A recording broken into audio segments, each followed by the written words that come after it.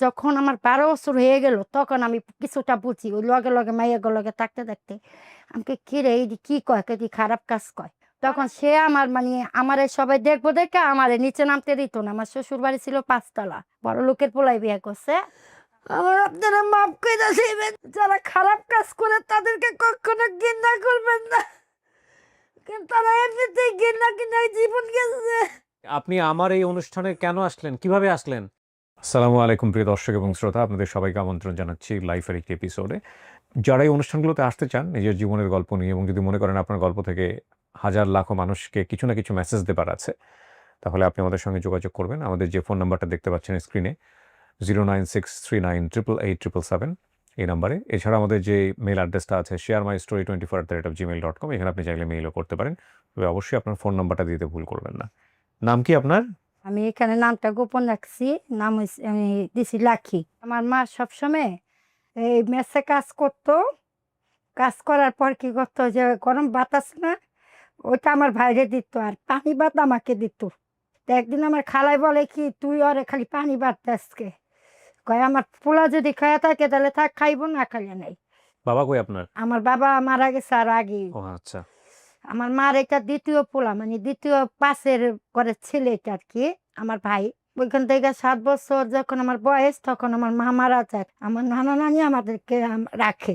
যখন বয়স আস্তে আস্তে একটু ইয়েটাছে তখন আমার নানি একটা গার্মেন্টসে কাজ নেয়, 250 টাকা বেতন।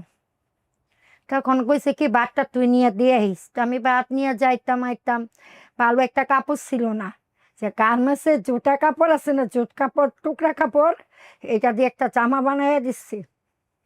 তখন আমি গার্মেন্টসে পরে যে মাইসে খালি হাসাহাসি করে, তখন তো আমি বুঝতাম না। খালারে জিগে খালাই জামা পিনলে মানুষ হাসে কে, কারে পোকা এটা তো 7 তালিয়ালা জামা, এর জন্য মাইসে হাসে। আস্তে আস্তে বড় হইতেছি, তখন গার্মেন্টসের চাকরিটা আমার নানি চলে যায় তখন আমার নানি একটা মুড়ির মোয়া বানায় হাতে। আমি ওইখানেও চাই, হ্যাঁ লগে লগে চাই, বাইকারে কুলে কুলে নিয়ে চাই। দেখি হাতে ঠুসা পড়ে গেছে। বাসায় এসে পরে আমাকে তুমি এই কাজ করো না, আমার খুব কষ্ট লাগে, মানে ঠুয়া পড়ে গেছে। কয় না কাজ করলে তো করে খাওয়া মুখ করতো। আমার নানা আসছিল, মানে একটু বয়স্ক ছিল, তখন এক বাসায় আমার কাজে দেয়। বয়স কত তখন আপনার? 9:30 10 পরে এক বাসায় কাজে দেয়। আমি তো সারাদিন থাকতাম, বিকালে যেতাম কাজ বাসায় যাইস না আজকে আমার লগে ঘুমা। তা উনার জামাই আসছে, উনার হাজবেন্ড। তখন আমি কেউ আমার উনার জামাই বিছনায় দিয়া উনি গিয়ে আর এক বিছনায় ঘুমায়। না আমি না চিক্কা বাক্কা করে আমি বাসা থেকে চলে আসছি। চলে আইসা কই কি কোন বাসায় দিছ, বেটা আমার শরীরে খালি হাত দেয়। খালা এবার গেছে, কয় এগুলো, কয় আরে শুটিং এ লাগাই দিন, আগে অভিজ্ঞতা করতে হইব। তা আমার নিয়ে গেছে। তখন আমি যাইতেছি, যাইতে যাইতে যাইতে পরে হল আছে না, কে নিয়ে গেছে আপনাকে? ওই যে যে মহিলার বাসায় কাজে দিছিল, যাই নাকি কি মানুষ এক লোক আমারে পছন্দ করার পর কয়, তুমি তো কিছুই বোঝো না, তা তোমার আমি বিয়ে করব। দাম কিছু চলেন আমাদের বাসায়। আমার বাসায় গেছি পরে নানি আর আমার নানা আর আমার খালায় রাজি না, বিয়া দিব না। পরে ওই লোকটা খুবই হাই, মানে খুবই পয়সা লাখ, দেখেন ও তো কিছুই বোঝে না, আর ওর চেহারা খুব সুন্দর, আর এই কাজে দিয়েন না। মানে লোকটার চাটা অপমান করলো, আমি তার বুঝতাম না। পরে আমার অভিজ্ঞতা হয়, হুম।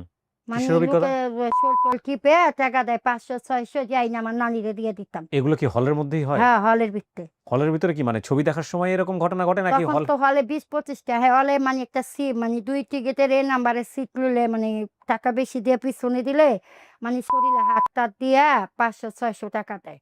আচ্ছা, এই অভিজ্ঞতা আগে আপনার? এরকম ছিল, 500 1000 টাকা দিত। পরে আমি একদিন কই কি বাসায় এসে আমাকে কি কি কাজ করে খালি চলে ধরে আর টাকা দেয়। আমার খালাই উঠে আমার অনেক মারলো। মারলো কেন? মানে আমি মাইসের তো কই এমন কাজ দিছে আমার খালি চলে ধরে। ও মানে আপনার খালা চাইতেছে আপনি কাজটা করেন, কিন্তু হ্যাঁ, কারো কিছু কিছু বলবেন না। না এলাই কথা কওয়ার পর আমারে বাড়ি মারছে, ফিরি দিয়া। আচ্ছা, দাগ আছে এখন? হ্যাঁ। পিঠিটা বাড়ি মারছে গোলা মাইসের তো কসকে। যখন আমার 12 বছর হয়ে গেল তখন আমি কিছুটা বুঝি, ওই লগে লগে মাইয়া লগে থাকতে থাকতে আমাকে কি রে এই যে কি কয় কি খারাপ কাজ কয়। পরে আমি আর কিছু কইনি, আমার মানে মাইনা নিছি। যখন আমার 12 বছর তখন আমি রাস্তা দিয়ে হাইটা যাইতাছি, কয় এই শুন আমাকে কি, তুই তো কিছু জানোস না, তোর একটা কথা বলবো। আমাকে কি বলেন? এই এলাকার মানুষ আমাকে কি কর তোর মাই।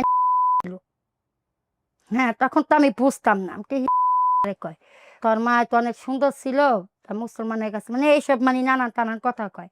তো একদিন আমি প্রশ্ন করি আমার নানিরা, তোমরা বলো এ দিল মাইর, মানে আরো মাইর, নাইরের রূপে মাইর, মায়ের আর শেষ নাই আমার। না কিন্তু ওনারা যে ধর্মের ছিল সেটা হলে তো বোঝার কথা। ঘরের মধ্যে এগুলো কোনো কিছু ছিল না? বুঝি নেই।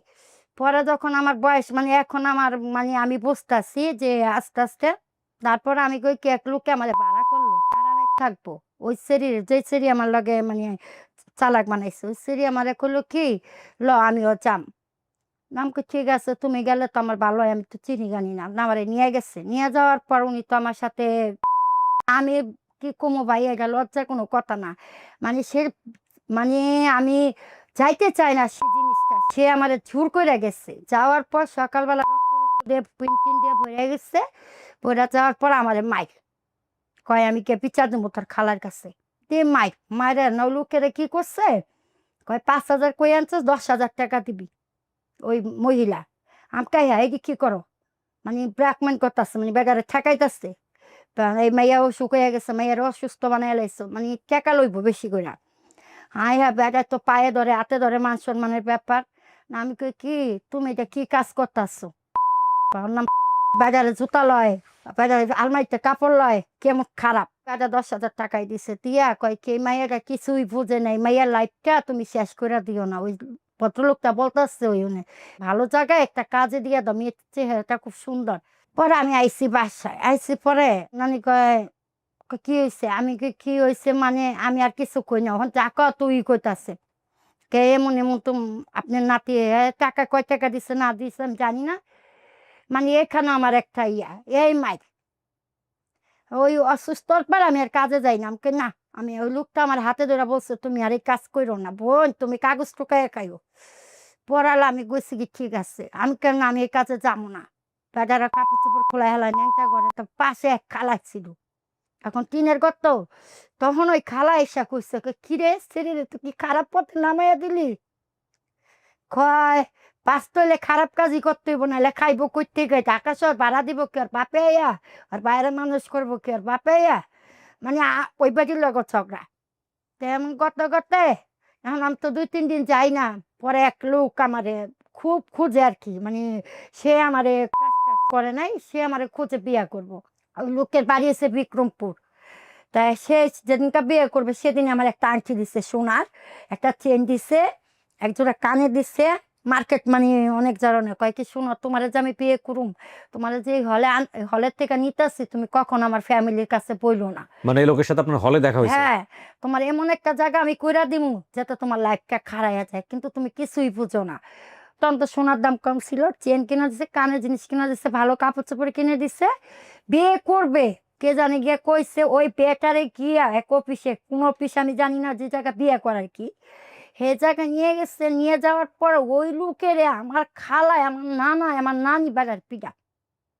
কেন বিয়ে করতে আসছে? হ্যাঁ, পিটান ওখানে বেড়া ভয় পেয়ে গেছে, বেড়া মান সম্মানের ভয় এলো, ওইখান থেকে টাইন নামাই না আমার শেষ লইছে, আমি যাবো না, আমি আর লগে যাবো গা। তাও টাইন নামাই না চাই না, আমার ঘরে আটকে রাখছে। ওই গলার চেন আংটি কানে সব রেখা দিল আমার খালায়। এরপরে মানে আমি কই কি যেখানে আমি ওহারে কইতাছে একজনের লগে, আমি কি আমার যাই বিয়ে করতে চাই এইখানে আমার কপাল রে খারাপ। তা আল্লাহ যার কয় কি থাক, ভালো জায়গা বিয়া না হোক এক জায়গা তৈবে এই কথা কইছে। পরে নাম হইছে, পরে এক ছেলে আমার দেহে আমার এলাকার থেকে দেখার পর হ্যাঁ আমার পিছে পিছে কাকড়াই লাইছে, কই মাইয়া কার, এই মাইয়া তো এই এলাকা দেখি নাই, মানে আমি তো বেশি পুষ্পাস করতাম না। কাকড়াই লাইছি আওয়ার পর সে লাগার পারে নাই, মানে ওই ছেলের সাথে আমার সাথে মানে পারে নাই চুর করে নেওয়ার জন্য। ওই ছেলে কি করছে ওইখান থেকেই, মানে ওইখান থেকে তাই না ওই হলের থেকে কই এই মাইয়ারে আমি বিয়ে করব। দেখে আটকায় পরে ওই সেরিগোদাসর খালারা যে কয় আমি এখন এই মুহূর্তে আমি ওই এলাকার পোলা, পরে বিয়ে করছে। আমার শ্বশুরের শাশুড়ি অনেক ভালো লোক ছিল।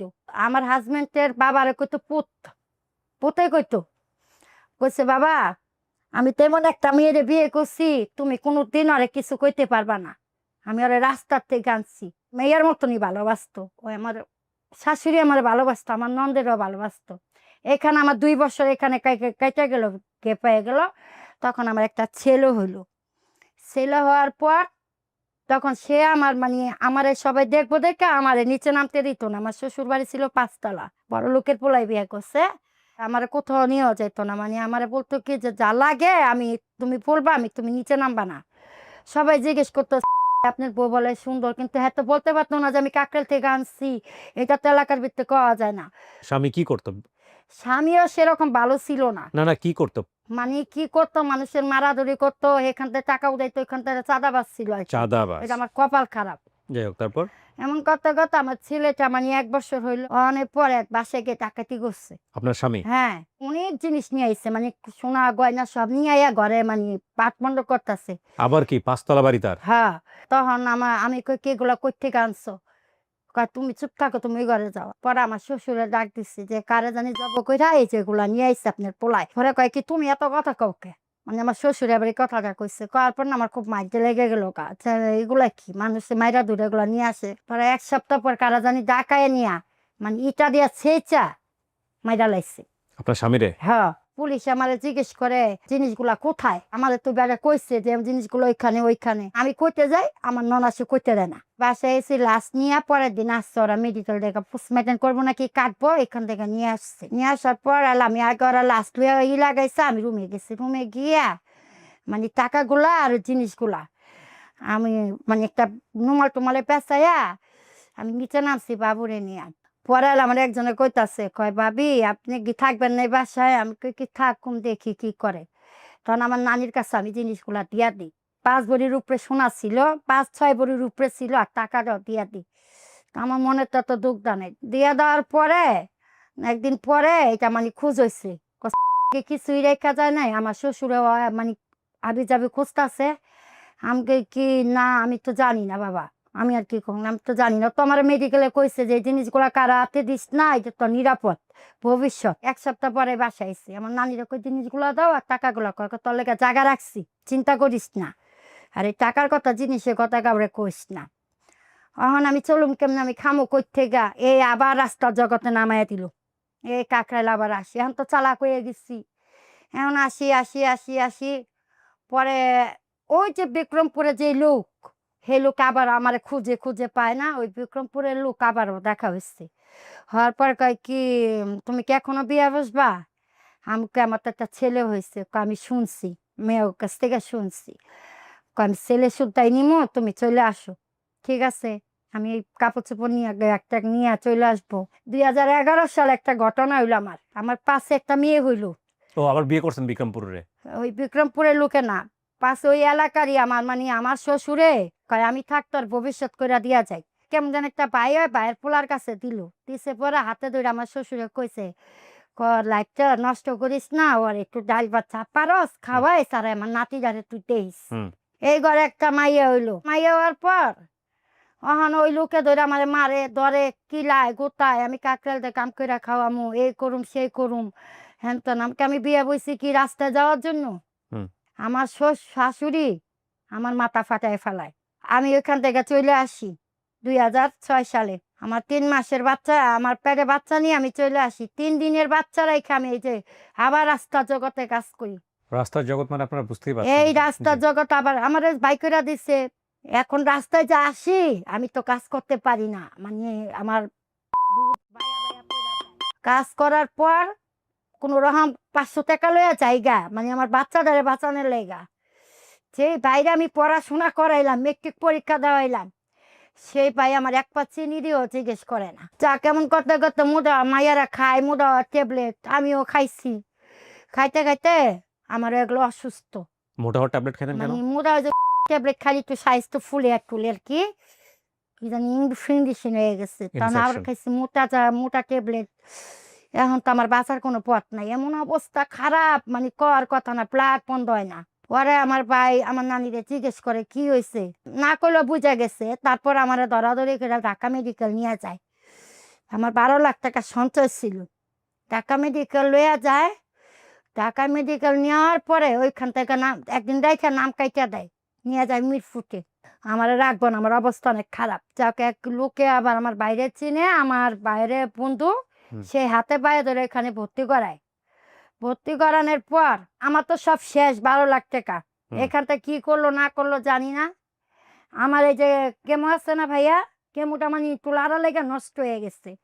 আমার ভাই ওইখানে গিয়ে আমার আমি অসুস্থ, আমার জুতা দিয়ে ফিরাইতাছে। কেন? ওই যে কেমোটা নষ্ট হয়ে গেছে। কেনলা? জি। কেমোটা নষ্ট হয়ে গেছে, একটা কেমোর দাম নাকি 80 টাকা 90 টাকা, আমি তো বুঝতাম না। আমার যখন মারতাছে পাশের এক লোক আইসা, মানে আমার চোখ শুধু দেখা যায়, তারপর পাশের এক মহিলার হাজবেন্ড আইসা কানের চাপে ওরা থাপ্পড় মারতাছে। তো মহিলা তো কথাই কইতে পারে না, মহিলার অবস্থা খারাপ। একটা কেমন তুমি এভাবে মারলা, মানে আমার এই হাসপাতালেই মারতাছে। যাক, ওইখান থেকে কোনো রকম আমি বাসায় আসছি। বাসায় হওয়ার পর দেখলাম আমার কিছু নাই, মানে আমার সব বিক্রি করে দিছে তারা। ঘর ভাড়া দিতে পারে না, আমার পিছনে খরচা করছে এসে, এই ভিডিওটা যখন চলছে, খরচা করছে, সব শেষ। এই রেকর্ড যখন আমি করছি, আপনি বুঝতেই পারছেন ওনার কথাবার্তা শুনে যে একেবারেই মার্জিনাল ক্লাস, প্রান্তিক পর্যায়ের একজন মানুষ। অনেকেই আমার এই ইন্টারভিউগুলো নিয়ে অনেক ধরনের বিরূপ মন্তব্য করেন যে কেন আমি ইন্টারভিউটা নিই। সেদিন আমি মসজিদে নামাজ পড়ে বের হচ্ছিলাম, এক ভদ্রলোক এসে আমার সঙ্গে মুসাফা করলেন, করার পরে বললেন যে আমি আপনার সঙ্গে কিছুক্ষণ কথা বলতে চাই। আমি বললাম বলেন। তিনি আমার যাহা বলিব সত্য বলিবর কিছু কন্টেন্ট নিয়ে কথা বললেন যে এগুলো তো না আনলেও চলে। আমি বললাম অফকোর্স না আনলেও চলে, কেন দেখবেন, কেন শুনবেন, শোনার তো প্রয়োজন নাই। আমার তো অসংখ্য রকমের কন্টেন্ট আছে, যে কন্টেন্টগুলো দেখলে আপনার ভালো লাগে আপনি সেটাই দেখেন। এই যে একেবারে প্রান্তিক পর্যায়ে রাস্তায় দাঁড়ানোর, যাদেরকে আমরা তুচ্ছ তাচ্ছিল্য করি, যাদেরকে আমরা গণায় ধরি না, যাদেরকে আমরা তাদের দিকে তাকিয়ে আমরা এক ধরনের মানে রি করে আমাদের শরীর বা আমাদের ভিতরে এই ধরনের অনুভূতি হয়, এদেরকে জানাটা প্রয়োজন। কেন একটা মানুষ রাস্তায় গিয়ে দাঁড়ায়? অনেক সময় দেখবেন যে আপনি রাস্তাতে যাচ্ছেন, রাত ৯টা ১০টা বেজে গেছে, গলিতে কোনো একটা মেয়ে দাঁড়িয়ে আছে, আপনি নিঃসন্দেহে তাকে ভালো চোখে দেখবেন না। আমাদের এই সমাজ ভালো চোখে দেখে না, আমিও দেখি না, কেউই দেখে না, ভালো দেখার মতো পেশা ওটা না। কিন্তু কথা হচ্ছে যে এই মেয়েটার, সে কি ইচ্ছা করে এরকম একটা জায়গায় দাঁড়িয়েছে? সে কি খুব শখে, মনের শখে সেখানে গিয়ে দাঁড়িয়েছে? আপনি যদি তার ব্যাকগ্রাউন্ডে আসার যে জায়গাটা, সেই জায়গাটা বন্ধ করতে না পারেন in a very cordial way, তার যে লাইফস্টাইল সেই জায়গাটা যদি বন্ধ করতে না পারেন, তাহলে তার এই দাঁড়ানোটা নিয়েও আপনি তুচ্ছ-তাচ্ছিল্য করার অধিকার রাখেন না। ওর জন্ম হওয়ার পরে ওর যে বাপ মা হারানোর কেস, এবং এই বাপ মা হারানোর পরে ও যে বাধ্য হলো এই জায়গাটায় আসতে, ওর পরিবার যে ওকে বাধ্য করেছে, এবং সেখান থেকে ও বারবার বের হয়ে গিয়েও যে আবার জাম্প করতে হচ্ছে সেখানে, পুরো জীবনটাই যে বাজি ধরতে হচ্ছে এরকম একটা নোংরা জায়গায়, এটা যদি আপনি রিয়ালাইজ না করেন আজকের এই গল্পে, কতটা পরিস্থিতি খারাপ হলে একটা মানুষ এইরকম একটা প্রফেশনে আসে বা এরকম একটা জায়গায় আসে, কি পর্যায়ে প্রান্তিক একজন মানুষ এইরকম ভিক্টিমাইজ হয়, এটা যদি আপনি রিয়ালাইজ করতে না পারেন, তাহলে এই গল্প থেকে আসলে আপনি কিছুই শিখবেন না, এবং ডেফিনেটলি এই গল্প আপনার কাছে একটা বাজে গল্প হিসেবেই প্রতীয়মান হবে। ঠিক আছে? আমি আমার জ্ঞানত, আমি যে আমার সব কাজ খুব ভালো করেছি আমি সেটা বলব না, কারণ আমি অসংখ্য মানুষের ইন্টারভিউ করেছি। এমনও কিছু কিছু ইন্টারভিউ আছে যেগুলো ইন্টারভিউ করতে গিয়ে আমার ঘুম চলে এসছে। একদিন রেডিওতে বোধহয় আমার নাক ডাকে শব্দ শোনা গিয়েছিল। মানে এত বেশি কাজ করতাম আমি, দিনে ৪টা ৫টা। আমি বলি না যে আমার সব কাজ ভালো হয়েছে। কিন্তু সোশ্যাল মিডিয়াতে, মানে সামাজিক যোগাযোগ মাধ্যমে যখন কোনো একটা ভিডিও আমি রাখা শুরু করেছি বিগত ৫ বছরে, আমি সেই ভিডিওটা নিয়ে ১০ বার চিন্তা করেছি যে এটার ইমপ্যাক্ট কী দাঁড়ায়।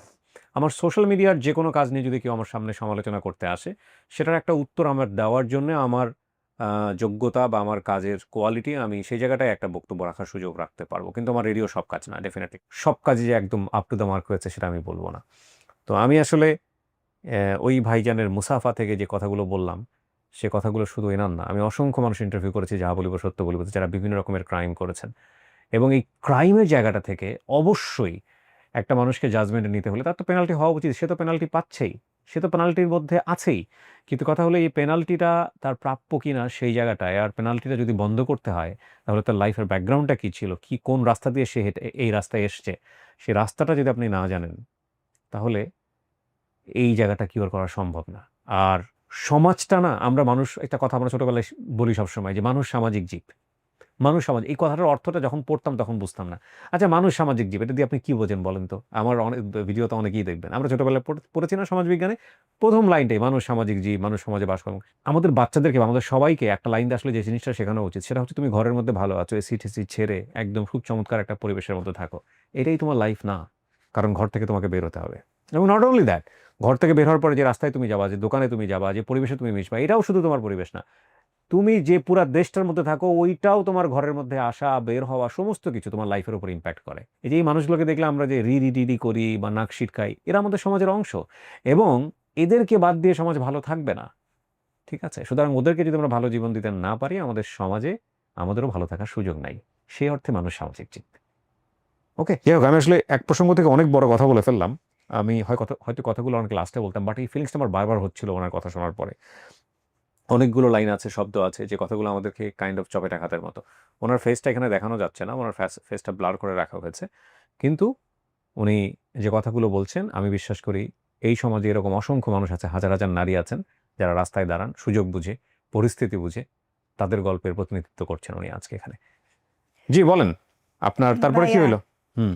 পরে এবং যখন উনি বলছেন, ওনার তো ব্লার করা ফেস, ওনার চোখ দিয়ে টপ টপ করে পানি পড়ছে, যেটা আপনারা দেখতে পাচ্ছেন না। জি। পরে হুম। যাক মাইয়েরও খাড়া করাইলাম, পোলারও খাড়া করাইলাম, মেট্রিক পরীক্ষা দিছে। আচ্ছা, আচ্ছা। হ্যাঁ। এখন মনে করেন 2023 সালে হুম, আমার মেয়েটারে আমার ভাই দাওয়াত দিছে, আসছে।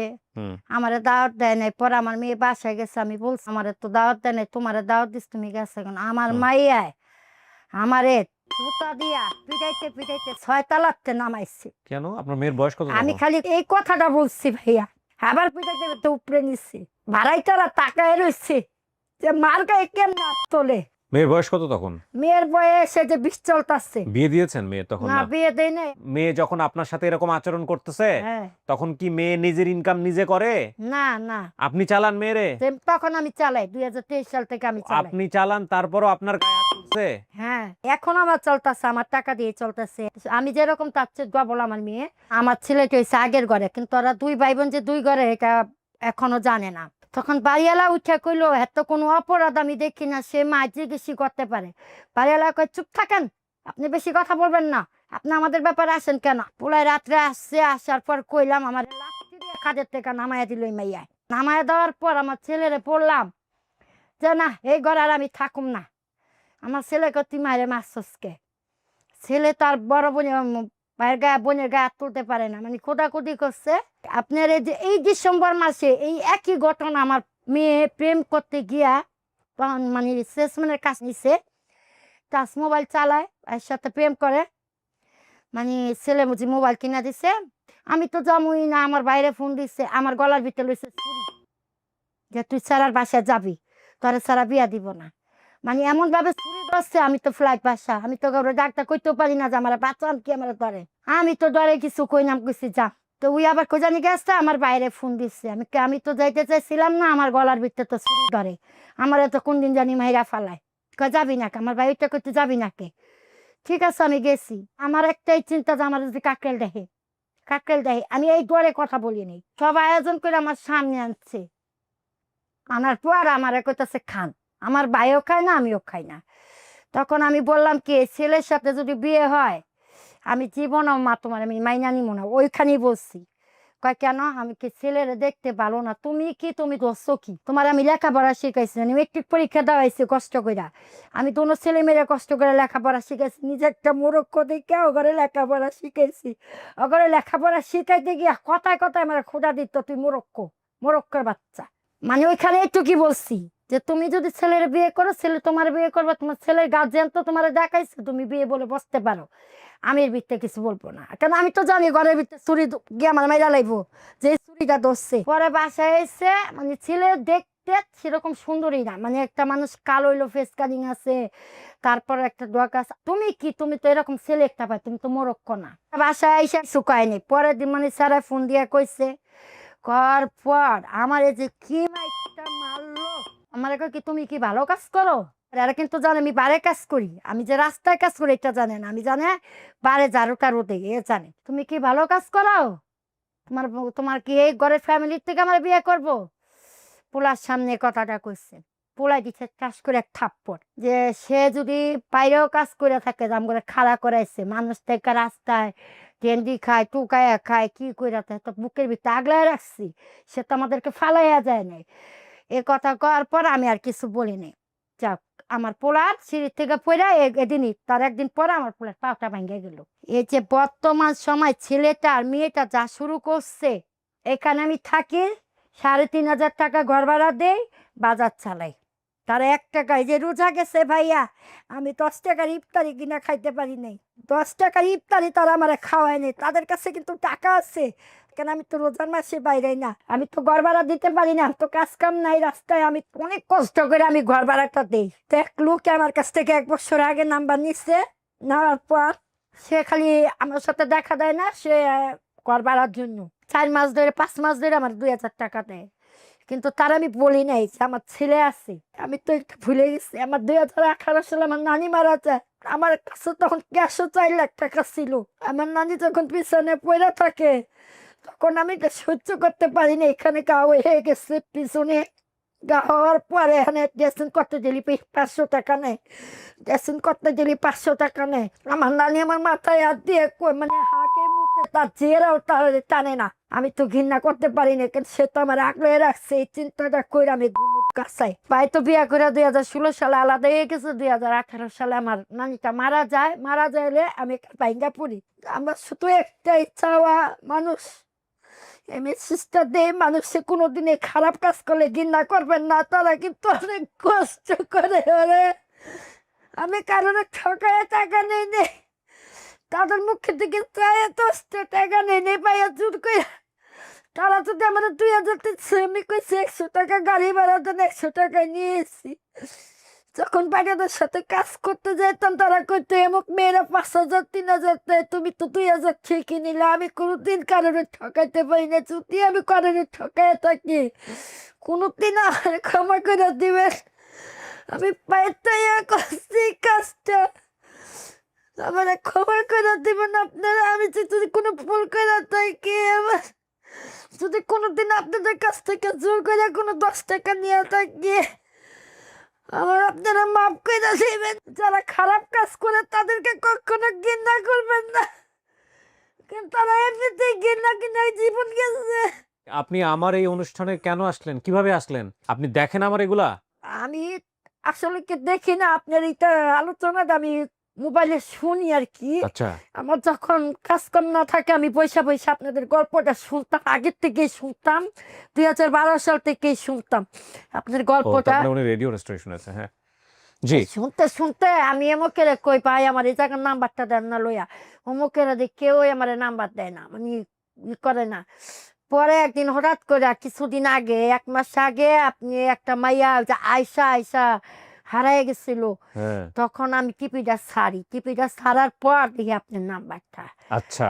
হ্যাঁ, এখন তো মাইয়া ঘরে পোলা ঘরে, আমি তো নাম্বার লইতে পারি না। পরে যে কষ্ট করে আমি এমনি সামনে কইয়া আমি কইছি ওই ঘরে যে আমার এই ঘরে কাজ আছে, এমনি ঘরে ঘরে দিয়ে আমি নাম্বারটা অনেক কষ্ট করে উঠাই। উঠানোর পর আমি কই ফোন দিমু না কিছু বকা টকা করে। আমি কি একটা বড় লোক, মানে আমি আগর সামনে আর ফোনটা দিতে পারি নাই। তারা 2 দিন পরে আমি ফোন দিছি, দেওয়ার পর রোজার আগের দিন এই ভাইয়া রিসিভ করছে, আমাকে ভাইয়া আমার গল্পটা একটু নিবেন, আমি একটু বলতে চাই। কই ঠিক আছে। মাইয়া বারবার জিজ্ঞেস করতেছে এটা তো টেলিফোন নাম্বার, মানে মোবাইল নাম্বার না। সে তো আমার মোবাইল মাঝে মাঝে হাতায়। কই এই নাম্বারটা কার, এই নাম্বারটা কার। আমি ওরা কইছি যে ভালো করে একটু সেভ করে দেয়, আমি যাতে ফোন দিতে পারি। এখন আপনি থাকেন কিভাবে? আপনার সাথে আমি কে থাকে? থাকি, আমার সাথে আমার ছেলেও থাকে, মেয়েও থাকে। মেয়ে একটা সেলসম্যানের কাজ করে, ছেলে চাকরি করে, ভালো পয়সাই পায়। আসলে কি তারা আমারে দেখবে না, তারা আমারে খাওয়াবে না। আমার লাইফে আমি রাস্তার জগতে যখন কাজ করছি, এখনো করি, তারা আমারে খাওয়াবে না, পড়াবে না।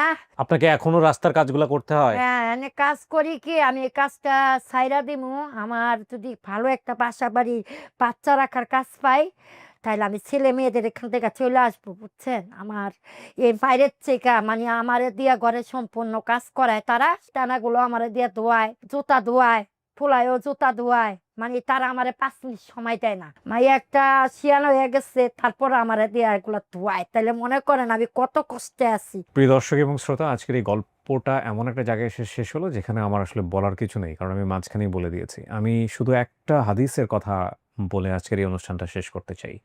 এটা সহিহ বুখারীর হাদিস, আমরা যতদূর জানি।